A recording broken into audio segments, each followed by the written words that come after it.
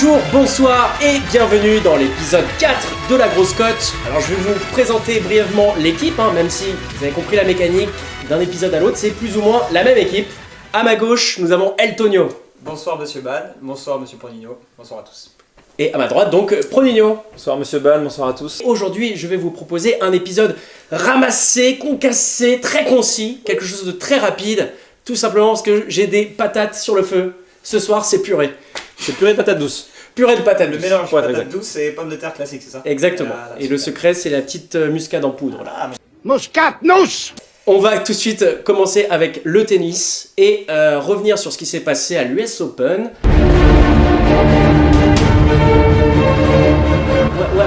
What happened, guys, with the last US Open? Voilà, je mea culpa, j'avais annoncé Carlos vainqueur.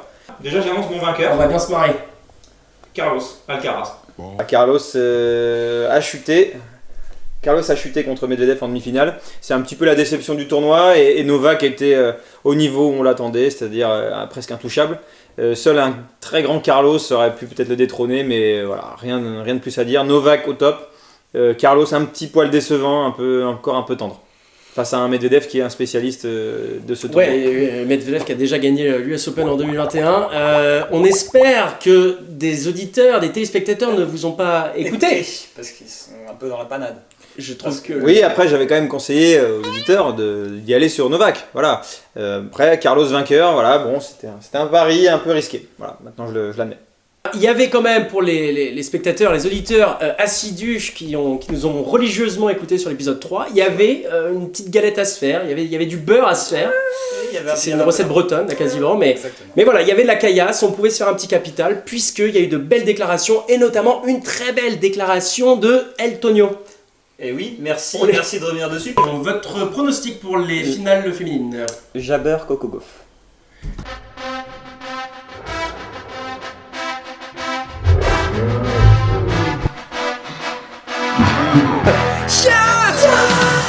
Vous retiendrez Coco Gauff, c'est bon. Coco Gauff, la cote était énorme et elle a réussi à s'imposer et ça c'est déjà, vous me l'enlèverez pas. Que Tonio a été bon sur ce coup-là et on l'avait dit aussi que c'était un tournoi pour elle, un tournoi pour la jeunesse et ça y est, elle a remporté son US Open.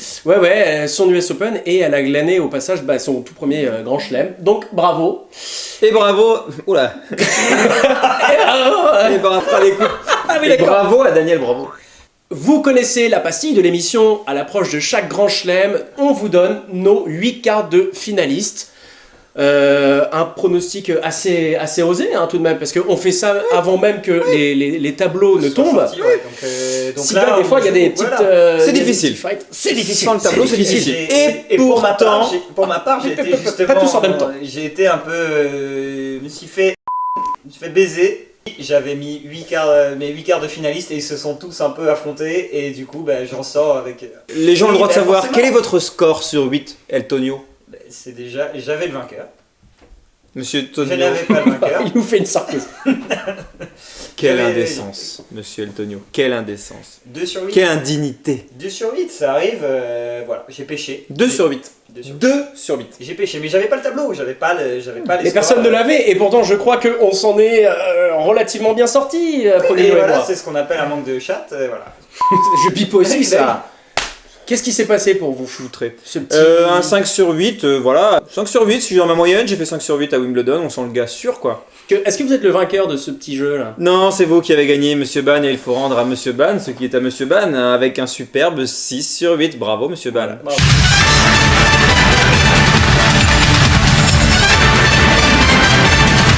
Très grosse performance. Oui, alors je dis ça en plus, ça aurait pu être encore plus incroyable puisque j'avais mis Zverev et Sinner tous les deux en quart de finale et les deux bougres se sont rencontrés en Oui, huitième. voilà, inévitable.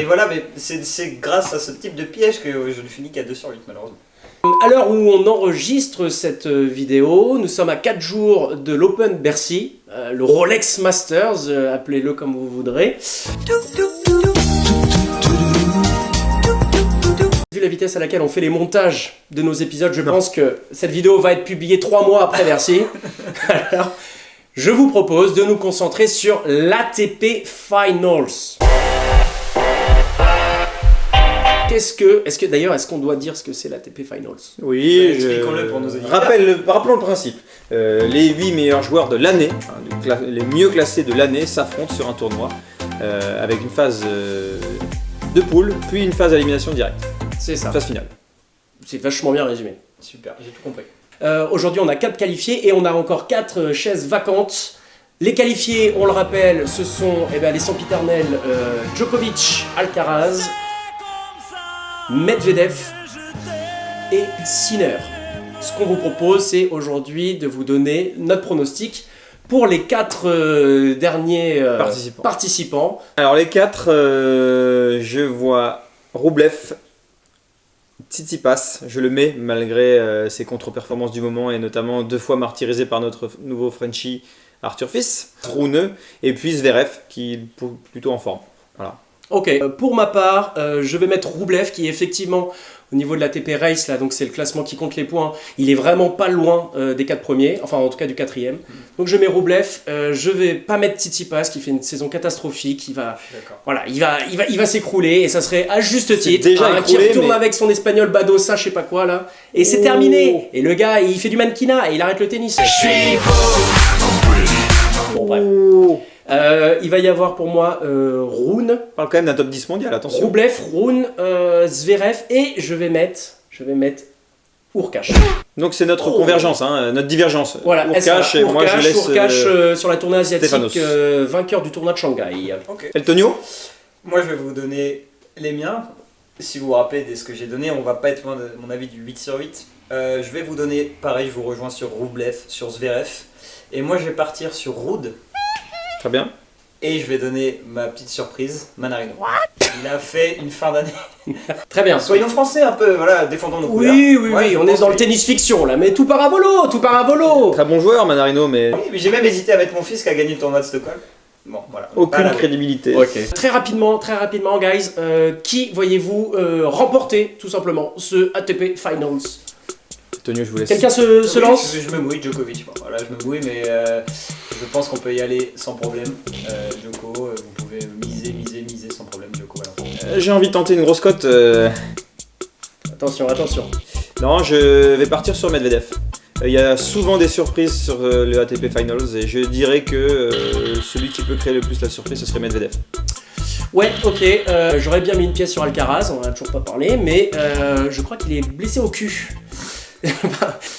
Terrible blessure. Oui, Attendez, non, mais je vous le rigolez pas, conseille c'est pas, terrible. on vous le Mais quelle est la nature de cette blessure?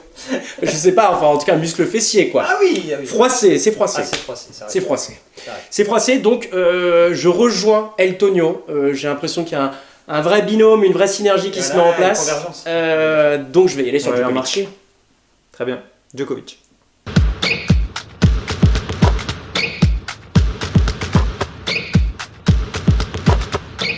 J'ai cru comprendre que la NBA allait reprendre. Ouais. Qu'est-ce qui se passe outre-Atlantique? Et ben là ça débute, là ça a commencé à l'heure où on tourne, ça a commencé cette nuit. Et là on attend justement, il y a des gros trades qui sont arrivés, donc on attend une très belle saison à venir et on a hâte que ça recommence. On a hâte de pouvoir repartir sur de bonnes bases. Est-ce qu'on peut déjà booker là, au niveau des bookmakers? Il y a déjà des cotes? C'est compliqué.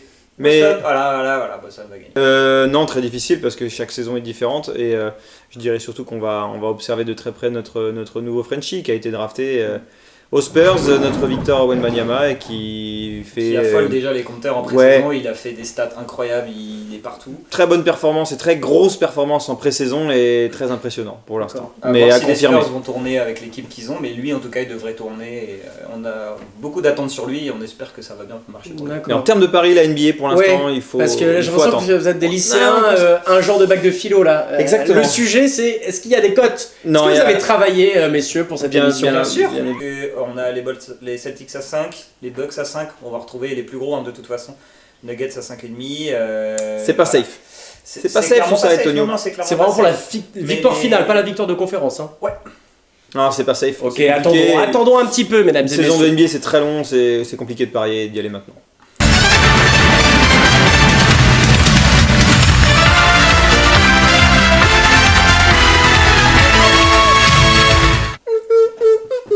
La Ligue des Champions, au moment où on tourne cette vidéo, nous sommes littéralement à quelques minutes du coup d'envoi PSG Milan. Le groupe F je crois que c'est le groupe F, Tout à effectivement, qui est en fait l'un des groupes les plus disputés, parce que on peut peut-être brièvement vous rappeler les 5-6 groupes où j'ai l'impression que la messe est dite.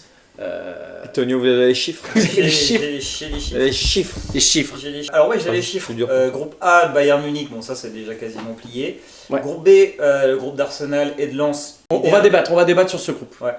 Le groupe du Real Madrid, groupe C, bon là il n'y a pas trop de discussion.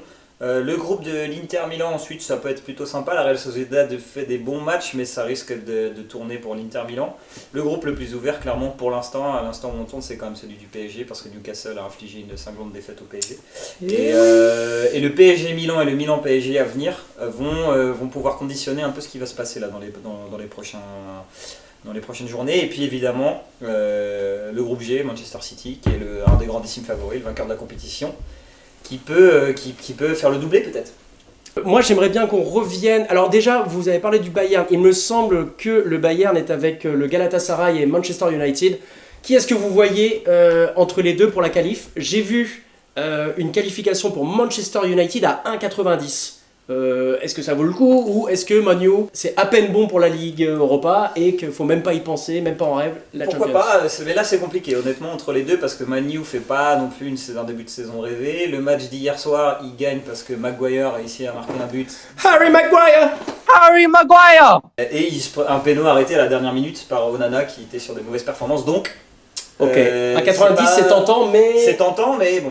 Je rejoins Antonio, et ce qui est plutôt rare, sur Manchester United. Compliqué d'y aller, alors c'est pas qu'ils ne vont pas le faire, c'est qu'avec des résultats, ils perdent chez eux 3-2 contre Galatasaray en phase de groupe. C'est très incertain. Ils sont capables de sortir la grosse deuxième moitié là, de phase de groupe, mais très incertain. Trop incertain pour y aller, 1,90, c'est même pas cher payé. Très bien. Et pour le groupe B, celui d'Arsenal, si on part du principe qu'Arsenal se qualifie et prend même la tête du groupe, ça laisse une belle lutte entre Lens et le FC Séville pour la deuxième place. Qu'est-ce qu'on en pense de ça, sachant que au niveau des trajectoires, des dynamiques, ce sont à peu près des équipes similaires, Ouais, sur tout le à fait. papier, et même dans ce qu'ils ont réalisé dans ce début de Ligue des Champions. Tous les deux ont fait match nul contre le PSV Eindhoven. Je vois ça compliqué encore. C'est compliqué d'y aller sur le RC Lens. Je mettrais quand même une petite piécette sur le RC Lens, qui est transcendé en Ligue des Champions, qui a fait des matchs extraordinaires et qui a déjà 5 points. Voilà, il y a la moitié du chemin qui est faite. Ils peuvent encore prendre des points, ils peuvent tout perdre. Mais c'est pareil pour Séville, c'est pareil pour Eindhoven. Donc c'est très compliqué d'y aller. J'inviterai pas les auditeurs à aller sur ce match. Non, on peut espérer, et on espère que nos clubs français vont pouvoir réussir, surtout un RC Lens qui puisse au moins atteindre un 8ème de finale, ce serait exceptionnel. Bien sûr. Ah, voilà. Alors c'est magnifique sportivement, mais en termes de paris, j'invite Alors, personne à y même aller. au niveau européen, les bookmakers, enfin, Lens a un petit peu la primeur au niveau des bookmakers, puisque je crois que la cote est à 1,60, qualification de RC Lens. De mémoire, Séville doit être à 3 et quelqu'un. 3,50. Donc clairement, la dynamique penche. penche. Même selon les sites, parce que moi de mon côté j'ai 1,60 pour Lens, Eindhoven à 3,50 et Séville à 4. Séville passe en dernière position et a une cote à 4. Lens c'est bien pour l'instant, mais on sait déjà que là il reste les matchs retour. Mais on sait déjà que Séville va gagner l'Europa League. Donc mais ils gagneront l'Europa League, effectivement. Ils vont finir 3ème, se faire péter en Ligue des Champions pour atterrir 3ème. Se faire péter. Se faire Péter. Oh là là. Et voilà. Ils vont Pour gagner peut-être intéresser davantage nos auditeurs, nos téléspectateurs, parlons du groupe F. F comme France, France comme PSG. Non, vous avez dit que France c'était pas PSG. Hein. Milan qui doit rester sur 2 matchs nuls sans but inscrit. Je crois qu'ils n'ont pas marqué de but depuis 4 matchs en Ligue des Champions. C'est nul. Donc en concernant la dernière fois où ils ont participé. Donc le PSG a un gros coup à faire. Il double confrontation. Le PSG peut y arriver. De toute façon, ils n'ont pas le choix. Parce que là, s'ils se ramassent en Ligue des Champions cette année, encore une fois, avec Luis Enrique qui vient d'arriver, quand on voit le match qu'ils ont fait contre Newcastle, qui se sortent les doigts, honnêtement. Je vois quand même, et pourtant Dieu sait que... Votre prono juste pour le match qui arrive, PSG Milan. PSG après, on verra vous. Un partout. Un partout, c'est dit, c'est acté, c'est dans la boîte. Pronigno, qu'est-ce que vous pensez du groupe et qu'est-ce que vous pensez du match qui arrive? Je pense que Paris peut encore finir premier. Je pense qu'ils finiront premier du groupe. Aussi bien Newcastle, Milan et Dortmund, c'est très incertain aussi. Alors Paris a montré d'énormes failles, mais je pense que Paris va se reprendre. Sur le PSG Milan, je vois quand même Paris l'emporter 3-1. Trop bizarre. C'est Et vous, dit. monsieur Ban, c'est quoi votre... Simplement, je donne la cote pour le PSG vainqueur, puisque vous voyez le PSG vainqueur. On est sur une cote à 2,35. Donc là, ça cachetonne. Pour moi, je vois Newcastle également se qualifier, mais en deuxième position. Ok. Et je vais mettre également PSG qui se qualifie. Ok. Et le Qui résultat va pour pour le la tête. PSG Milan? Et 2-1 pour le PSG. 2-1 PSG. Le résultat. Les qualifs de l'Euro, eh bien, pour ma part, Pronino, on va peut-être laisser la priorité à Eltonio, hein, qui a un peu les Comme faveurs de l'audimat. Non. Vos faveurs, monsieur Ban, vos faveurs à vous. Non, il y a des commentaires, lisez un petit peu, Ah, voilà. merde. Il y a une dynamique qui s'est mise en place. Eltonio, dites-nous tout sur l'Euro, je crois que vous avez quand même fait de la merde. Ouais, je me suis un peu trompé là. L'Italie, je croyais, c'était ça, et ils vont encore se faire avoir. Et ils ont pris une pile contre les Anglais. Et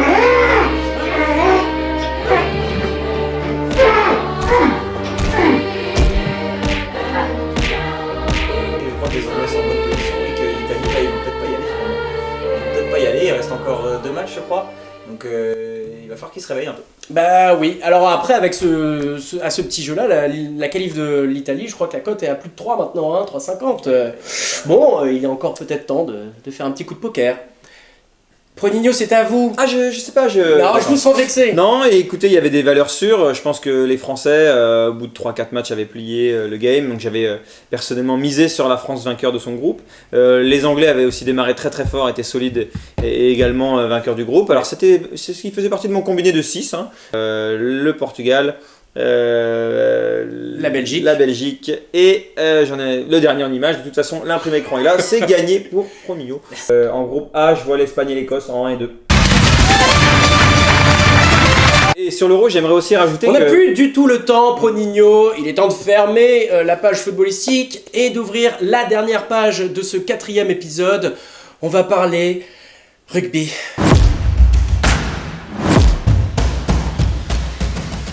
L'équipe de France qui a perdu d'un seul point contre l'Afrique du Sud, messieurs. Énorme déception, on s'y voyait tous. On savait que... Alors je pense qu'avant la compétition, on pensait plus aux Irlandais qui nous mettraient en difficulté. Non que vous. Mais très grosse équipe d'Afrique du Sud. Je ne parlerai pas de l'arbitrage ce soir, on n'est pas là pour ça. On n'est pas là pour ça. Voilà. Et il manquait Dupont pendant 2 matchs et il est revenu. On y croyait vraiment, à la mi-temps, on y croyait vraiment. On pensait que ça allait passer. Surtout qu'on avait plutôt un tirage plutôt favorable. Derrière les Anglais, on aurait pu y aller. Et quand on voit que c'est la Nouvelle-Zélande qui a écrasé l'Argentine, vu le match de poule, on se disait qu'on aurait pu avoir une chance. La petite finale de vendredi, d'après-demain, on est sur donc Angleterre-Argentine. L'Angleterre, en vrai, si l'Angleterre perd contre l'Argentine, ça serait quand même assez scandaleux puisque l'Europe reste le berceau du rugby. Les meilleurs championnats sont en France, sont en Angleterre. Et pour autant, aux Coupes du Monde, on se fait clairement niquer la gueule. On se fait déboîter, on se fait éclater la rondelle, il n'y a pas d'autre mot. C'est toujours les pays de l'hémisphère sud qui gagnent au final pour On se l'instant. fait dilater à 100%, c'est terrible. Et on est chez nous, le problème c'est on qu'on se fait est chez nous. poutrer. Là, on est chez nous, ouais. Il y a une énorme pression après, peut-être que... Ouais, mais ils l'ont plutôt bien géré quand on voit les matchs qu'ils ont fait au départ. On se fait éclater quoi. C'est moi qui me mouille cette fois-ci. Je pars en premier sur la petite finale. Je pense que l'Angleterre aura à cœur quand même symboliquement de se dire que c'est la première équipe européenne. Alors j'ai envie de vous suivre, monsieur Ban. La seule chose, c'est que sur un match, les Argentins, vous savez historiquement qu'entre l'Argentine et l'Angleterre, c'est la guerre. Enfin, façon de parler, même si ça a été littéralement le cas. Les Argentins sont capables de sortir le match ultime. Je reste sur l'Angleterre, et si je devais miser, je miserais Angleterre. Mais je sens la surprise d'Argentine venir et je sens l'Europe complètement sortie de cette Coupe du Monde. Non, l'Argentine a déjà fait la surprise en 8e. L'Angleterre va pas se faire avoir là-dessus. L'Angleterre va y aller. Et, je pense que les Argentins ils ont tout donné et l'Argentine. Et ont déjà réussi leur Coupe du Monde. Ouais, donc là. La Coupe est réussie pour eux effectivement, mais contre les Anglais c'est jamais le même match. On verra. Et la finale, super finale, samedi, en direct du Stade de France. Afrique du Sud, ils ont été plutôt solides, même si sur le dernier match c'était un peu plus compliqué. J'ai envie de voir l'Afrique du Sud aller au bout, quitte à ce que soit fait baiser, autant que ce soit l'Afrique du Sud qui aille au bout. Ça va faire beaucoup de bip au montage. Merci Eltonio. Pour vous, Je mets une Pronigno. petite pièce sur la grosse cote qui sera les Blacks contre les La Springboks. grosse cote est pour les Blacks. Je pense que la grosse cote est pour les Blacks. Vérification d'image. La cote tout de suite. Je suis très surpris de ces cotes. 1,78, en tout cas c'est la cote que vous voyez s'afficher à l'écran. On choisit d'ailleurs les bookmakers un peu au hasard, hein, c'est complètement random. Complètement. On tire une boule et puis voilà. Complètement, On mais n'a les aucun tendances- sponsor, aucun Non, mais partenariat. les tendances se rejoignent, donc bon, visiblement les bookmakers mettent les All Blacks favoris. Je suis un peu surpris parce que les Springboks ont offert une compétition très solide physiquement, très très solide avec un match contre l'Irlande qui était incroyable. C'est peut-être le match référence de cette Coupe du Monde. Le match contre les Français, on s'est fait vraiment manger physiquement, on est tombé contre un mur. Mais je vois quand même les All Blacks les battre en finale, qui sont vraiment montés en puissance toute cette compétition. Afrique du Sud, All Black, donc c'est moi qui vais c'est vous qui déterminer. Voilà, c'est ça. C'est ça. Alors, mouillez-vous un peu, mouillez-vous, on attend que ça. Dites-nous. Je vais rester sur ce pari gagnant, sur ce binôme gagnant avec El Tonio. Ah Et ce sera l'Afrique du Sud vainqueur de la Coupe du Monde. Mesdames et messieurs, on ne pouvait pas vous laisser sans la partie bonus, la partie qui n'était pas prévue, qui n'était pas logique clairement. Et on sait pourquoi. On vous emmène tout de suite à Bogota, la capitale de Colombie. Mais aussi et surtout en 2023, la capitale de la belote. Mais pas Avec- n'importe quelle belote, la belote coinchée. Oui, Là, on est sur effectivement. quelque chose de nouveau et c'est très intéressant. Effectivement, oui, la capitale avec la Coupe du Monde de la belote coinchée. Ah, attendez, qu'est-ce que c'est? C'est quoi ce truc là Fabrice? Qui est ce Fabrice? Je connais aucun Fabrice. Attendez les gars, on a un abonné qui s'appelle... On n'a même pas d'abonné qui s'appelle Fabrice. Qu'est-ce que c'est J'en que sais cette rien, merde? je connais pas ce type. Eh mais attends, mais j'ai juste 36 messages là. Je me fais défoncer là par tout le monde. Là. Pronigno. Putain, t'es en trend. Pronigno la salope. Hashtag Pronigno la salope. Putain, mais t'es en trend là sur X là. Pronigno la salope là. T'es partout. Mais de quoi Tout le monde parle de toi. Pronigno. T'es partout, mec. Mais attends, on peut peut-être. Putain, je reçois 50 000 messages là. Oh. Il y a eu. Mais il y a une Et vidéo, je là, le connais sur- pas Il y a ce une type. vidéo. moi. Putain, Ah, il y a une vidéo. vidéo Ouais. là sur 8 à 9 là. vas-y. C'est quoi cette Vas-y. histoire de vidéo 8 à 9? Ouais, Mais vas-y, c'est quoi vas-y, ce truc? balance la vidéo. À visage couvert, Fabrice a néanmoins tenu à nous raconter son parcours et comment, en l'espace de quelques mois, il aura tout perdu. Il y a eu cette fameuse finale de NBA où Pronigno vous a dit d'y aller clairement sur les Lakers. Clairement, là. Quand je veux dormir, à 7h, tout le temps pareil. Allez, à fermer, il y en a qui veulent dormir, merde. Je suis au bout, là. Moi, je suis au bout. J'ai fait confiance encore une fois à Pronigno. Une somme vraiment, même moi, j'y crois toujours pas, vraiment conséquente. Nous, on est sur des 60 000 euros. Je mets Alcaraz vainqueur de l'US Open. Pronigno, enfin, c'est une anecdote entre nous. On l'appelait le bourreau. Bon, donc j'aurais dû me... Je l'ai reconnu, hein. J'aurais dû me méfier tout de suite de cet homme, si on peut appeler ça un homme. Enfin, pour moi, excusez-moi, c'est une merde. Mais c'est surréaliste là. C'est surréaliste, je le connais pas ce moi. Bah, C'est c'est qui chaud. ce mort qui me fait là? Le mieux, j'ai jamais dit de parier sur les Lakers, c'est n'importe quoi. Bah, attendez, ça commence à se plaindre au courrier des lecteurs là maintenant. Les Lakers, j'ai jamais dit de miser sur les Lakers. Mais mec, mais on s'en branle. Enfin là, c'est chaud. C'est quoi cette histoire? Mais je le connais même pas. Mais ce c'est type. quoi ça? T'étais avec lui au lycée? Au collège? Mais je l'ai jamais vu ce mec, j'ai jamais été avec lui au lycée. Donc, C'est quoi ce foutage de merde en plus? C'est n'importe Écoute, t'as quoi. un JT qui est venu. Mais là, vous qui allez est pas confirmé. croire ça. Mais vous Ben, êtes sérieux? On va pas quoi? D'accord, Ils l'ont chopé où le mec? Ouais, hein je vois venir. Allez, c'est bon, vous me cassez les couilles. Non, mais attends, ils l'ont chopé Mais où? les gars, à chaque fois c'est la même chose. Les mecs, ils ont pas fait ça sans preuve. Oui, enfin, pas oui, forcément. oui, allez, Et en plus, allez t'as bien des- vous t'as faire des mon trucs- T'as des Hein, trucs- avec vos paris à la Ouais, con, ça toi t'es va, vraiment une merde, tu dis n'importe moi, quoi aux j'ai éditeurs, détruit t'es une... pas une famille Mais t'es détruit une famille, de quoi tu me parles? Mais c'est toi qui as maintenant évident. Non, mais c'est maintenant. Alcaraz, pourquoi Mais attends, mais détruit une famille, mais les gars, ce type est un pingouin là qui est venu témoigner Mais de qu'est-ce que t'en sais? Mais je suis Enfin, sûr les qu'il a mecs, pris un billet de 5 000 pour faire son témoignage. Il y a forcément des Allez, preuves, bien, ils sont allez, les trucs. allez. Le mec, il a mis Je vous vois 60 venir 000 à 10 000. sur Alcaraz. Putain, je vous vois venir à Mais 10 000. pourquoi t'es allé aussi fort aussi? T'étais pas obligé de dire qu'il Je allait vous vois venir à 10 000 depuis le temps que vous voulez m'évincer. Allez, vous l'avez votre putain de Non, mais allez est-ce faire que tu- enculer avec vos chaînes de mes couilles. C'est de la merde. Non, Mais c'est ça, mais de la tu merde. comprends qu'on fait une Allez, chaîne YouTube. Mais tu comprends qu'il y a des mecs qui nous écoutent, qui nous regardent, putain. Ouais, chaud, là, quand même. Ouais, c'est chaud, mais en même temps, je pense qu'il a compris la leçon là. Mais là, pour nous, là, on est en train de morfler. Hein. Ouais, bah écoute, on fait le buzz, on parle de nous. Hein. On parle de nous un peu là. Ok. Alors, ce que ça donne. Ouais, je pense qu'on l'a bien baisé. Là.